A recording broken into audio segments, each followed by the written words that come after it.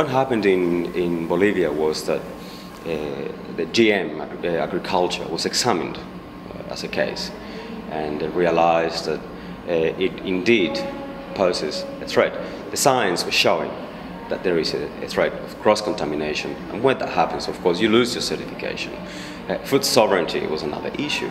When you start relying on the deliveries of these funny seeds, as GM seeds, you become dependent on these big companies.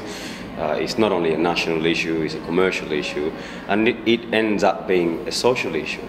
The experience in Bolivia was to examine this, and they came up to the conclusion that the best outcome for the economy of the country in being able to export organic products, the subsistence of the farmers to be independent and self-sufficient via their own seed-saving practices, did really have a weight, a very important weight, in making this final decision in their legislation.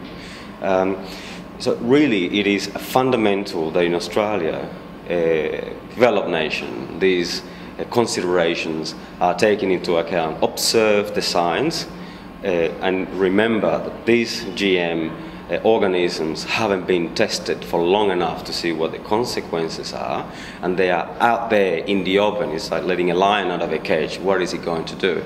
It is very important in a country such as Australia, which is aiming at becoming the football of Asia. Well, how are you going to do that? How can you be sure that you are going to have that happen for the long term if you have this risk? And it is a risk until it's proven that it's not.